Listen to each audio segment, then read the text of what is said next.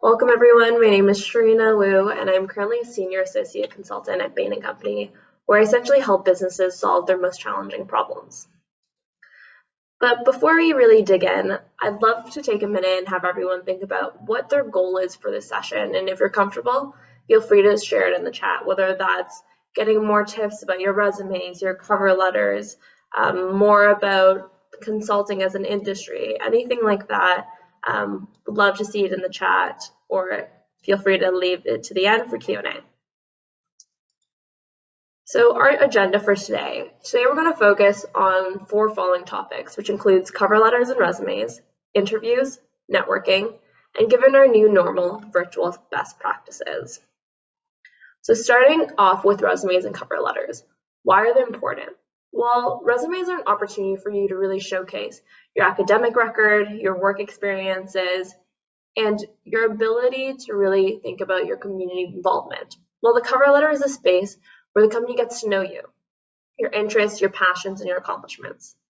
Some tips for your resume would include being really results-oriented, so focusing on the outcomes of your actions, whether that may be saving the company money or saving people time, yielding some percent of removing the yield loss. And make sure that you put your GPA. You're not really hiding anything, because oftentimes they will ask for your transcripts. And don't forget your interests. Often this is the part of the resume I look forward to the most, because it gives us more insight into who you are before reading the cover letter. For your cover letter, though, I would really focus on picking 2 to 3 stories that demonstrate the skills required for the role. So that can be anything from teamwork to analytical skills, and really develop them. Write about something you're passionate about, and it'll shine through. And finally, showcase why you will provide value to the firm and not just the other way around. Some don'ts, I would say, are don't list every person you've ever met from the company. At least at Bain, we have resume reviews as a group. We often read them together. More than one person will review your resume and cover letter, so you really don't want to say every single person on the list. Don't lie. They will find out, especially if you do end up getting the job and you say that you know how to do something which you really don't know. It's both an uncomfortable position for your employer, but also an uncomfortable position for yourself. And this might be an obvious one, but it definitely happens more than you think. Don't list the wrong company. It's very easy to do when you're trying to send out a bunch of resumes, a bunch of cover letters. But I would definitely be careful, and if you're going to use a template, which I wouldn't necessarily recommend, but I do understand if you're trying to find a job while you are currently working, I would highlight like the company name and then Control F for whatever that template you might say, like company, so that you don't have the wrong company on your cover letter.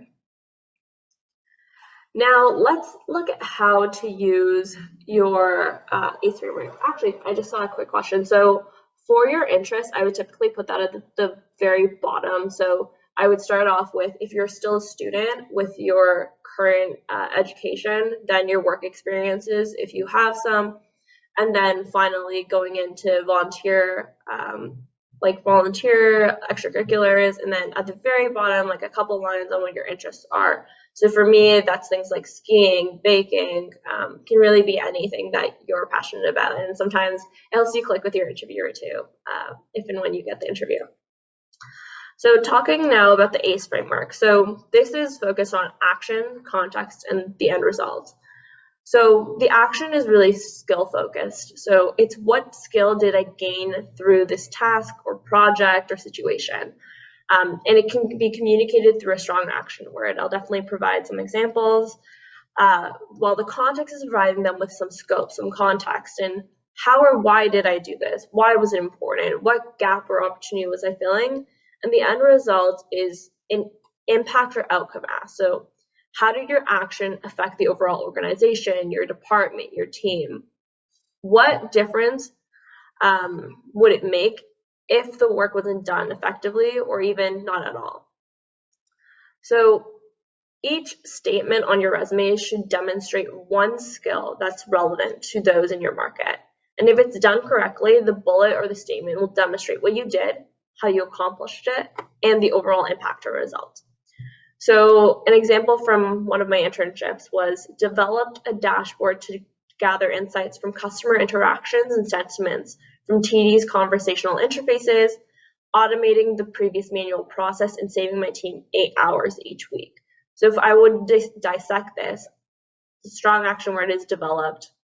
The context is that I essentially developed this dashboard to really automate the process, and the ultimate result was saving my team 8 hours a week.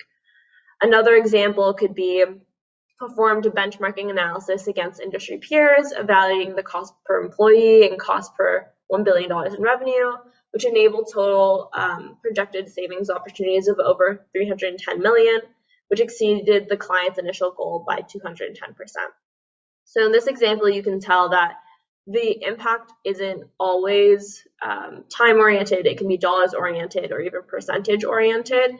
Sometimes the percents help if the dollar value is not very high.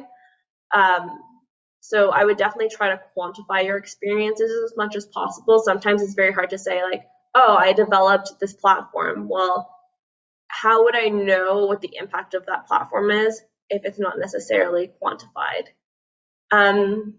And then also just looking back, in terms of showing your personality in a resume, I think it is really that interest section.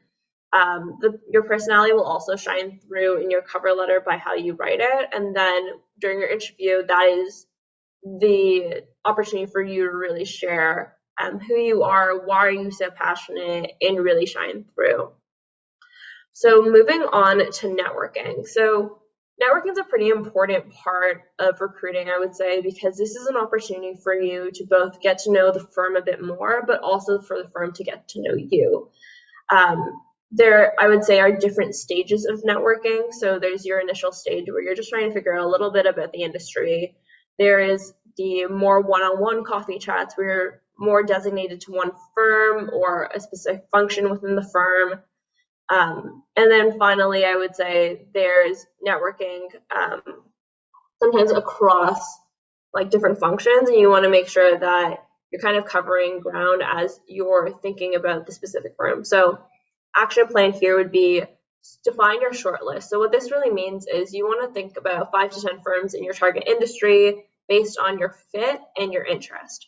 So when we talk about fit, sometimes it's very broad, but fit would be, does the culture of the firm match what you are looking for in a firm? So, for example, one of the reasons why I was really passionate about joining Bain specifically was Bain's really social impact oriented, and they have a lot of goals and initiatives that they've put towards social impact. So that's what I would say in terms of fit. Number 2 would be to identify individuals at those target firms to reach out to. So you don't necessarily need to reach out to 5 people at every company. I would say probably reach out to 1. If they don't reply right away, follow up. I would say follow up like once to twice, and if that person doesn't respond, then you can message someone else. If you're trying to find where to find these people, I would often recommend LinkedIn. If it's a smaller company and they have a website, sometimes they'll have the individuals and their email, so you can reach out to them through email. And next, set your objectives. So these meetings can be about discovery, about building connections. So what do you want to know about the individual, the industry, the firm, and or role? And if so, what? Next, I would draft a concise outreach that is tailored to the individual you're contacting. So LinkedIn is a really helpful tool because it lists out all of the people's experiences as well as sometimes their interests or groups that they follow on LinkedIn. It's an opportunity to say, hey, my name is Sharina. I'm reaching out because I'm really interested in your role at XYZ firm, specifically this project that you worked on or this initiative that you were part of. If you could give me, I would love to schedule a quick call at your earliest convenience. And that'd be like a really short and sweet, but tailored enough that the person knows that you're not contacting like everyone in their company or everyone in their industry with the exact same message. To elevate your conversation and show genuine interest, have good and smart questions prepared to ask by doing your research both on the firm and the individual. So as I mentioned, for the individual, you can often look at LinkedIn or on the website. For the firm, definitely look at their website. Sometimes if they're larger firms, there will be articles published about the firm in the news. So you can be a little bit smart about the company, so you're not asking necessarily things about the company that they don't do. So yeah, in terms of the next step, set up your next steps after your initial meeting by asking permission to reach out again. So this is a really good tip for, let's say you have a coffee chat with someone and you really enjoyed your conversation, but you're still leaving the conversation with a little bit of questions about whether it's the company, about the function, and you want the opportunity to go a little bit deeper. That would be a great point to say, hey, look, if I have any other additional questions, I would love to schedule another time with you. Would that be all right with you? Or if you feel like you get everything that you've gotten from that individual, perhaps say, is there anyone that you would be willing to connect me with? Or if you don't feel like you have that relationship yet, you can say, hey, look, is there anyone from your team that you would recommend reaching out to as well?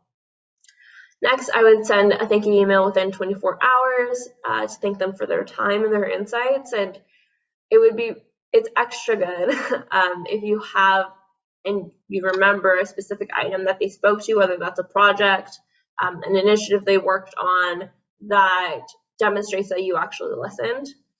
And then finally, create a spreadsheet to track your networking efforts in order to maximize your focus and momentum. So what I used to do when I was still recruiting was create an Excel, whether that's Google Sheets or on Microsoft, and essentially say like person, company, date I reached out to them the first time. If they haven't responded within 7 days, I would reach out to them again, and then just keep that tracked so that you know who you've reached out to. Sometimes it's hard when you're reaching out to multiple people from different firms. It can be overwhelming, and you don't want to necessarily reach out to the same person 4 times over the course of 4 days. So the next bit here is talking about what is the typical structure of an interview. So what this typically looks like is you'll start with building rapport, go into your experiences, go into an assessment of your true interest and passion, some behavioral or business-specific questions. And business-specific questions, I think, depending on your industry. So for consulting, there is a case interview. For finance, there's often technicals. So depending on your industry, there might be some more technical questions in this area. Then go on to questions that you have for the interviewer. And then finally, thank yous. So when you're building rapport, what this looks like is essentially saying hello, talking a little bit about the weather. This is often the part where if you are in person, you're like walking to the person's office from the main foyer, or if you're joining a call, asking a few questions. When you're talking about your experience, this is often your tell me about yourself. So for example, for me, I'll often give them a bit of a background, and you can typically cover like a little bit about yourself in 1 to 3 minutes. It depends on how long your interview is. So if your interview is, let's say, 15 to 20 minutes, I would probably keep it on like a minute and a half. If it's like a 1 hour interview, then you can probably go a little bit longer. Oftentimes you can kind of figure out how long your tell me about yourself should be based on how long your interviewer's tell me about yourself is. And I would definitely throw in some things about who you are as an individual. So for example, mine often starts with, my name is Sharina Wu. I grew up just outside of Toronto in Canada. I'm the youngest of 2.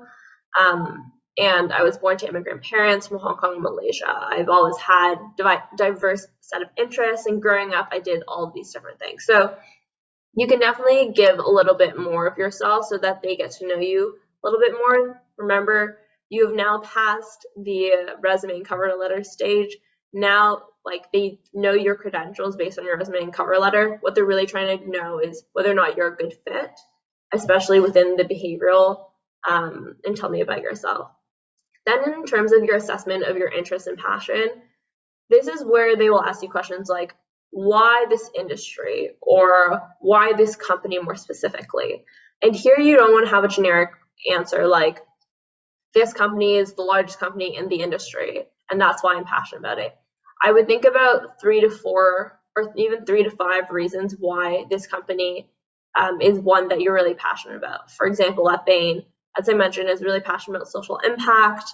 I really enjoyed speaking to all of the people. They were really, really smart, but also really humble. I really appreciated that they have what we call as a private equity group, which focuses on due diligence. So it gives me the opportunity to learn more about finance within a consulting capacity. So those were some of the reasons for me, and I would definitely make sure that you know these off the top of your head. I know someone who did an interview where the interviewer spent like 20 minutes just saying like, why this company? And they would put one point and they would say, why this company?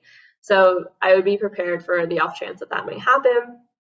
In terms of your behavioral business specific questions, this is where they're going to ask you things like, tell me about a time when you demonstrated initiative, or tell me about a time when you worked in a team. And we'll talk a little bit more about how to navigate these types of questions in a second. But as I mentioned before, business specific questions will be dependent on your industry.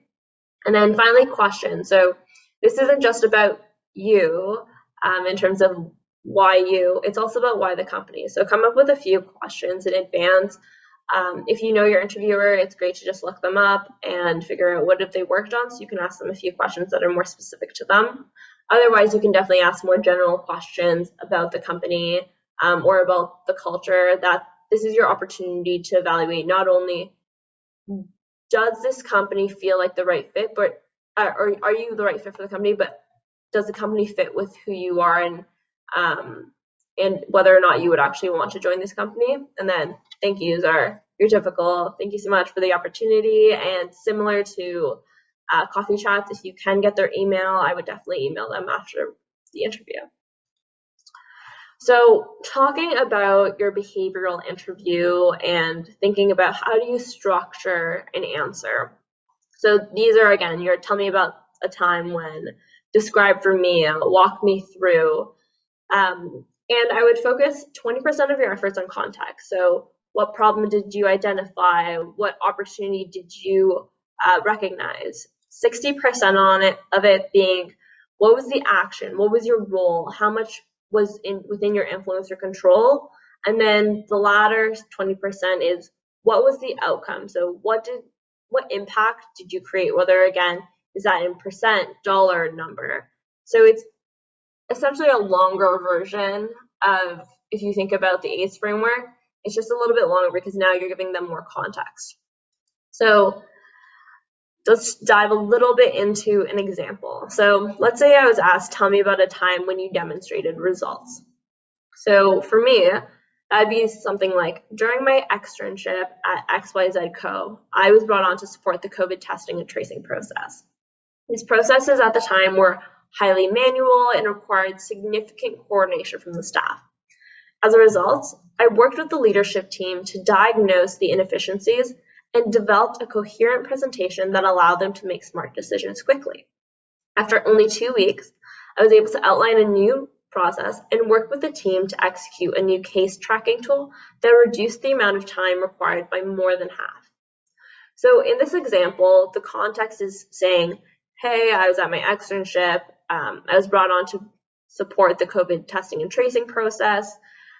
What my role was I worked with the leadership team to really diagnose these deficiencies and develop a plan. And then the result here is really important, right? It tells you, like, within a certain period of time, I was able to execute a new tool that reduced the time by more than half. So really emphasizing the results of this. So beyond just structure, in order to prepare for questions like this, so again, this can be like, tell me about a time when you had an ethical dilemma, tell me a time when you had a conflict in a team, tell me about a time when you displayed leadership, where do you see yourself in 5 years? Like, for all of these questions, what I would probably do is essentially put together a little table. And what the table will have is, on the x-axis, think about the skills that you need for the job. So for example, in consulting, it would be communication skills, teamwork skills, leadership skills, initiative, analytical skills. So let's say those are the 5 skills that you need. So you would have on the x-axis. on the y-axis, I would think about different stories that can actually demonstrate those skills, and how can you slot them into different ones. Oftentimes, you might not need one specific story for every single one of those items. You can have a story that would demonstrate both initiative and analytical skills. For example, during my time at Bain, worked on a lot of different analytical projects, but for one of them, what I was trying to identify was, what are people, like on one of the extracurricular projects, so what are people most interested in, right? And essentially asking us, doing a survey and coming out with the results and the insights from that. So I took the initiative to do that, and I was able to yield these results. So you can have things that are within the cross intersection. You can also have ones that are more interesting beyond just within the work context. So my team one before Bain, or for Bain, was talking about when I was in rowing, and we had a really stressful situation where we were in the boat and we were beached, meaning that our boat was like stuck, and people were really stressed out, and I took the initiative to say, hey team, like, look, we have to work as a team in order to get off the shore. And when we came upon land, the guys were still pretty annoyed at each other. So what we did was we had a little discussion, worked out our issues, and like those, your team conflicts don't necessarily always have to be within like the workplace.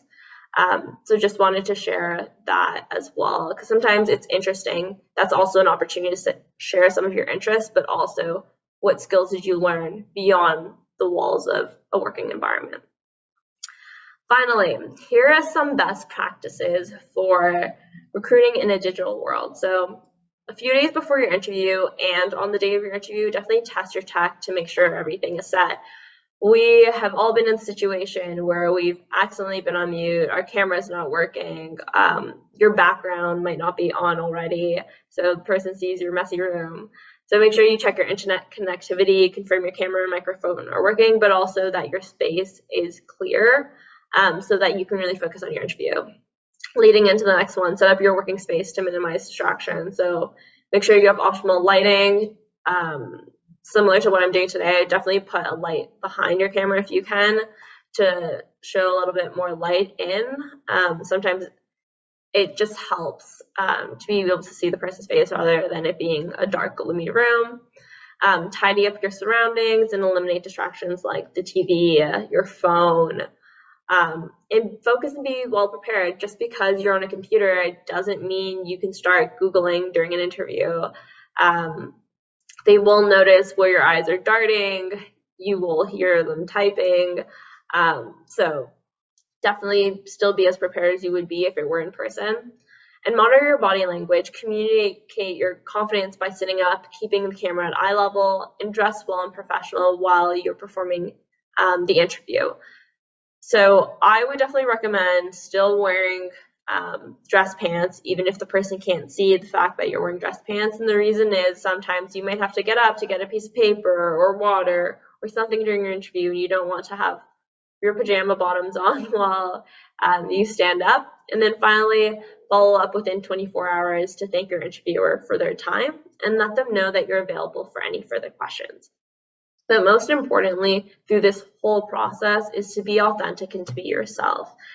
You don't want to be at a company where you can't be yourself. Your job will be exhausting enough. You don't want to have to keep up a facade of who you necessarily are if you are not that person. And finally, some key takeaways. So going back over what we've discussed, for cover letters and resumes, be results oriented. Showcase why you will provide value to the firm. So oftentimes companies will ask, why you? So that can be like, in order to think about why you, I would often think about what are you better than, like what are you in the top 10% of the world in, or in your function, right? That can be like, I'm incredibly detail oriented. I take more initiative than anyone else. Those can all be things that you can demonstrate. and use the ACE framework, so the action, the context, and the end result.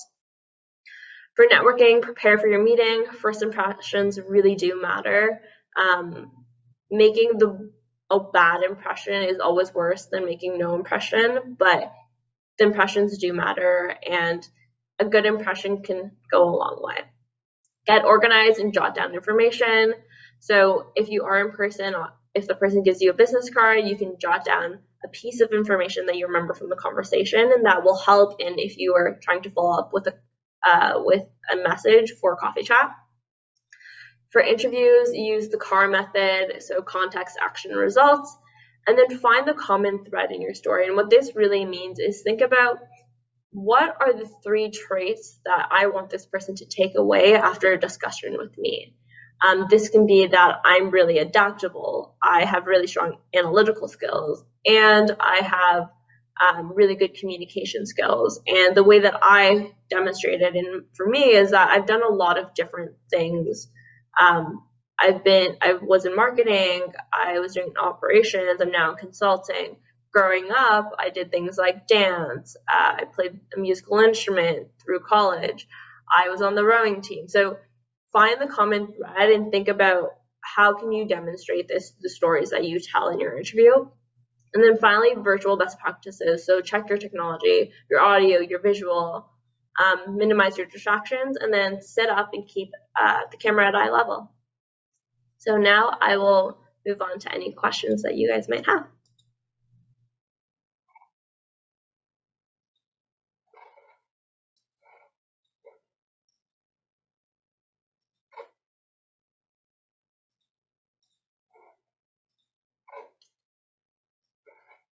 Yeah, so Armando, I would say that it's not a must-have to send a thank you letter, but I would definitely advise emailing a thank you note to the person that you interviewed with. If you don't have their email, what you can often do is email the recruiter or whoever sent you the email, the interview invite, and say, hey, I really enjoyed my conversation with XYZ person.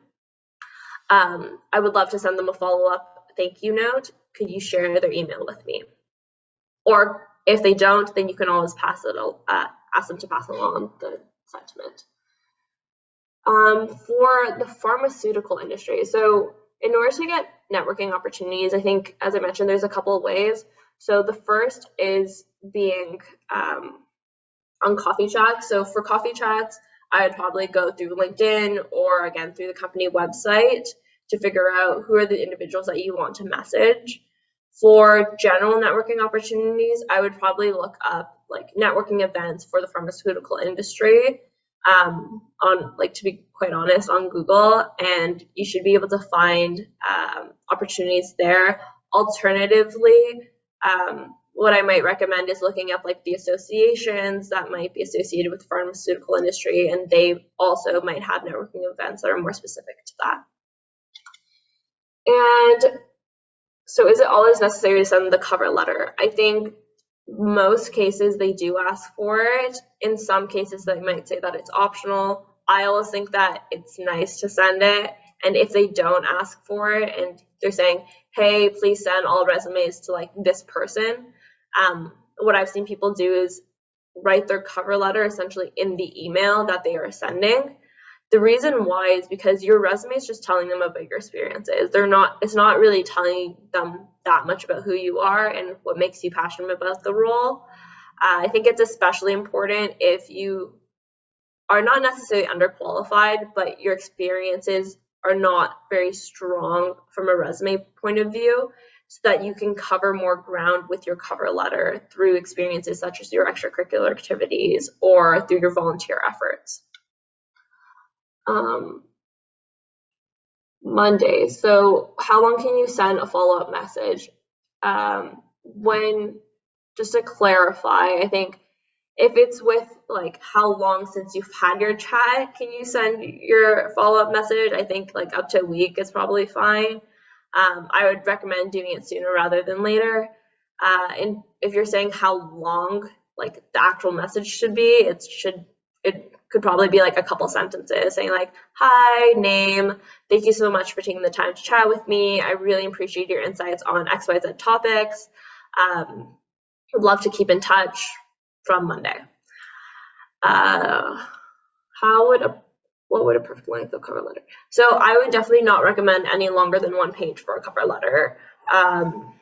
That would include like a short intro, 2 to 3 like middle paragraphs. So think back to like elementary school grade 5 essay, 1 paragraph for each skill that you're trying to demonstrate, and then finally like these are like the key skills that I have.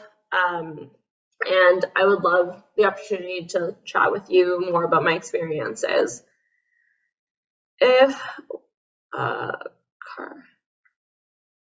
So for the CAR and ACE method, I guess, do you mind clarifying what you don't quite understand about the CAR and ACE method? Just to review, the way that it works is you give them some context on what were you doing so that you're essentially settling the person in. So that might be, I was on my externship and I was working on the COVID testing and tracing process.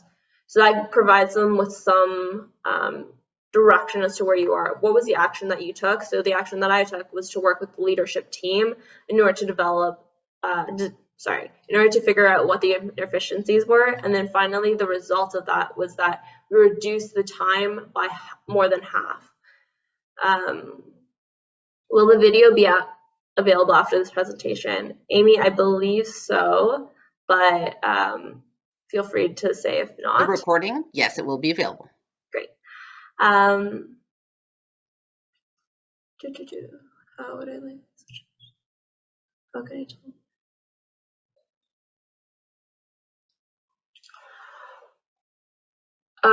So with pharmaceuticals, I am not very familiar with the pharmaceutical industry in terms of recruitment, but what I would probably recommend is that if your employer is also in the same industry, they should know that they are the same for prescriptions, but you can definitely leave like an additional note. I probably wouldn't put it on your resume. I would probably put it in, like, if it's an online form. I think some companies have shifted to like an online form. They'll say like, is there anything else that you would like to include?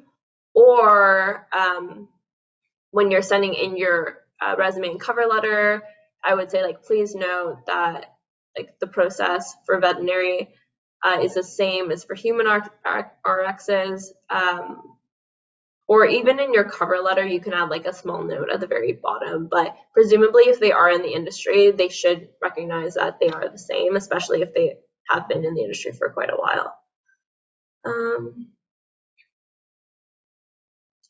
So Trang, I would say that like the interview processes between US and Toronto are not very different. I know a lot of people who've recruited into the US and a lot of people who've done vice versa. Workplace culture, I would say like workplace culture is more like country culture differences. Personally, my experience with like being Toronto versus being in the US is that the Toronto office is a little bit more tight-knit, but it's also just because it's a smaller office. So I would not say that there are very large differences in terms of the workplace culture. They're all really, really great people.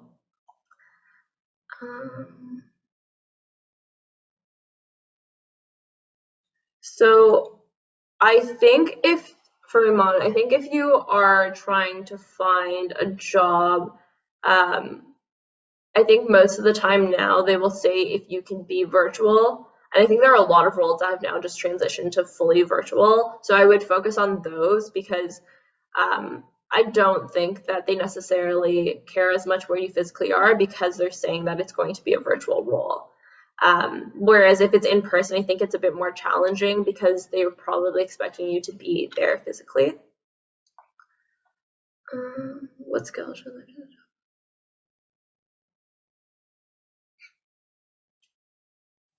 Sharina, Yeah, sorry, if you wouldn't mind just reading out the question sorry. before you answer it, that would Yeah, be helpful so I that will folks read know what that. you're addressing. Yeah, thank you. So I'm from India. As a newcomer to Canada, what skills should I learn to adapt to the work environment? Having worked in a back office operations, the focus were always on following instructions. How shall I put that in a results-oriented way? So I would think about what actions you actually took when you were doing back office operations. So, like, let's say you were in procurement, right?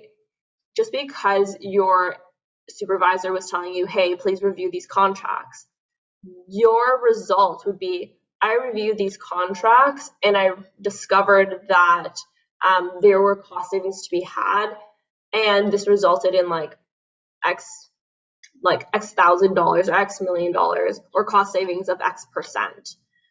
So even if you are like taking instructions, I still have a supervisor. You can still demonstrate how you took initiative or results from your actions.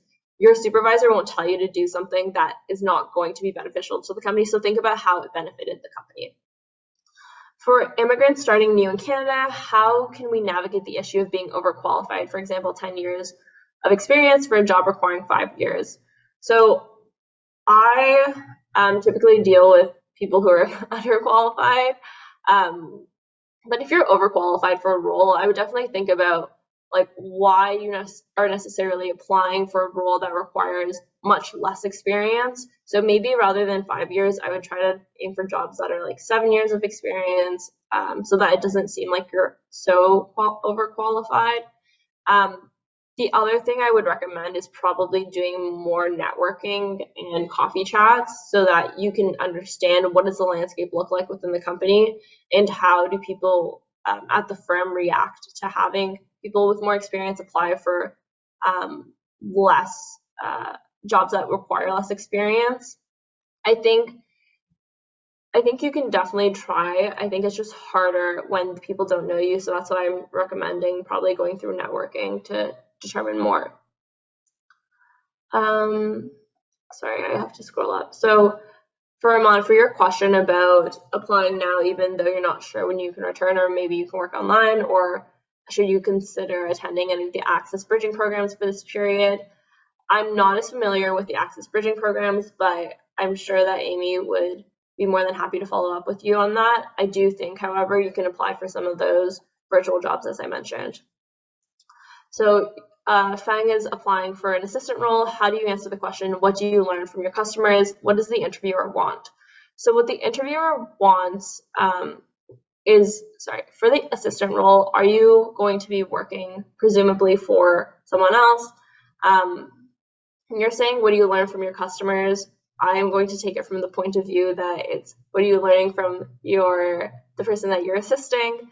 So what you're really trying to learn or say is, hey, what I'm learning from my customers are their desires. I think this can be very, very broad. So this can be like the preferences. They can be like customer service, like how do you approach a certain situation. Oftentimes customers can be a little bit tricky.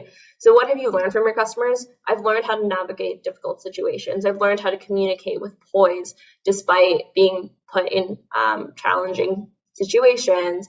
Or I've learned how to communicate with people from different backgrounds, right? So these are all different things that you can learn from your customers. When applying for a position, what should we do if we don't have the desired education background, but we have the related experience? From a recruiter point of view, will this kind of case be considered? I think depending on the company, I think educational background, at least in consulting, really doesn't matter.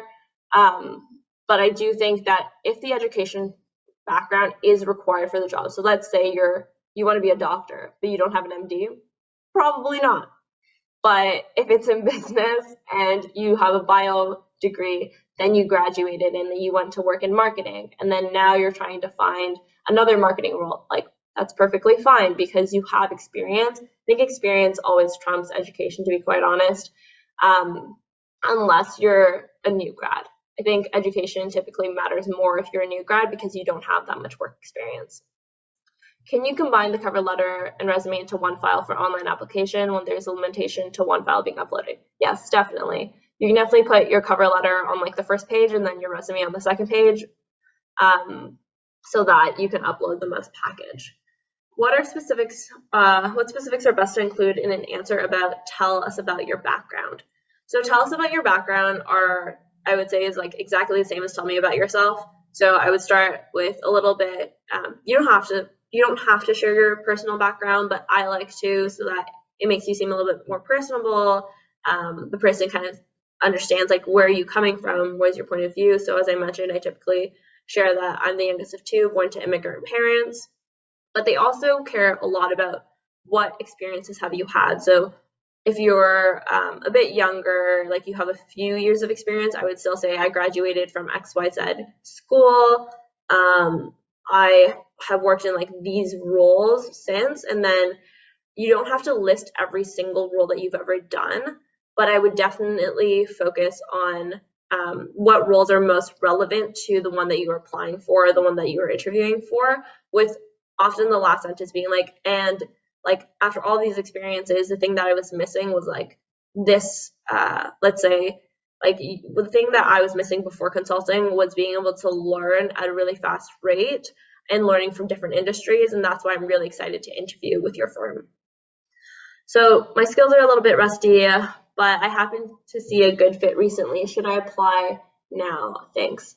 So I think if you're saying your skills are rusty in terms of like writing your cover letter and resume, hopefully this session helps. But if it's in terms of like you have a 5-year gap, you can definitely apply. I would just say that you need to write on your resume what filled the gap, or even on your cover letter, like a paragraph about what you did during that gap, so that the people know that you didn't just take like a 5-year vacation.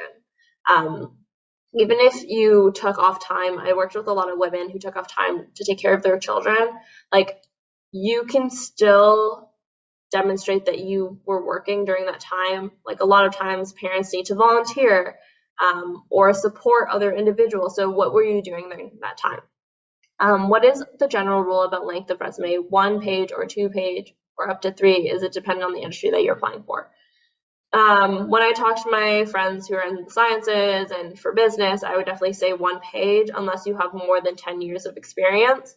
If you have more than 10 years of experience or you're applying for executive role, then that could definitely be 2 pages. But anything under that, I would definitely say you want 1 page, because to be quite honest, and even if you do 1 page, you want to include all the most important information on the first page, because people, if you have 2 pages and you have 3 years of experience, let's say, they're not going to read the second page. I am a newcomer. I've experience working with immigration industries and organization. How can I prepare to work in my own field here? And what is the requirements of immigration industries, as they will need Canadian working experience, which I don't have? I don't have as much experience, to be quite honest, with immigration. I would definitely reach out to ACCESS. They have a lot of resources and individuals who are more specialized in different industries that can probably help here. Sorry, I couldn't help. Can you share the slides?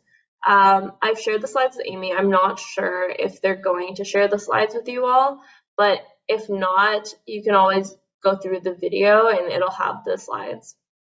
Is it okay to follow up message after 2 weeks from interview? I would probably say you can definitely like follow up and say, I guess it depends. Like, are you asking to see if you got the role, or is it more to thank you? I think if it's like just a follow up to see where they're at, say hi. I think that's totally fine. You can say, hey, like it's been a few weeks since my interview. Would love to follow up on the process. And if you're interviewing at other companies, you can also say like, I'm also interviewing with a few other firms, but I really care about this firm, so I wanted to follow up to make sure. Shivani, we will be sharing the recording. How do you structure your resume if you're transitioning into a new field or area of practice? So depending on how many years of experience you have, I would probably put your most recent experience. I would still do it reverse chronologically, but select the experiences that are most relevant. And that doesn't necessarily have to be like industry experience, but more like functional experience there. Or even if you if you need to put in new experiences or things that you've done in old roles based on the area of practice, I would do that. If I was working all my life until I had to take STD, then LTD for medical reasons for more than a year, what should I say about this gap in my resume? So I think you can definitely have like a line. So let's say you're doing like it reverse chronologically. You can definitely write like most recently took short-term disability leave or and long-term disability leave, or include that in, as I mentioned, like if it's a web form in the other section or on your cover letter. And I'm not sure what you did during that time. Like hopefully you've now recovered, but if you are able to, I would definitely include like any volunteering or any skills that you picked up. Sometimes like you might have done like a mini course online in order to demonstrate that you weren't not doing any work during that time, but definitely understand it's also been just a little bit over a year, I guess, so it's not too bad. I'm finishing up my business administration program, but I have IT experience too. My question is, the organization, does it take the experience on account? Yes, they will take the experience on account. I think it depends on what role you are applying for though. So if you're applying for, let's say, an IT management role, now that you have IT and business experience, I would definitely include the IT experience as well. If you're going more for a business role, I would include the IT experience, but rather than saying like focusing on Java or C++ or all of the like more technical IT experiences you have, I would think more about like I manage these people to do this project. So more like project management experience that you might have from your IT experience. So I think I've cleared all of the questions. Oh, one more. When do you put the education section ahead of the work experience in a resume? That is primarily for new grads or if you are currently in school. Are there any more lingering questions before we close out?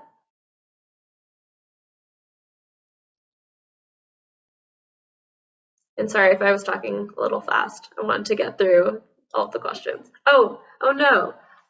Let me just see if I answered all of them in the Q&A as well. I think I answered the as a newcomer question. I've not worked. Yes, I've done that one. Having worked in back operate. Yes. Can I combine? Yes. How can we overcome Canadian experience while I have?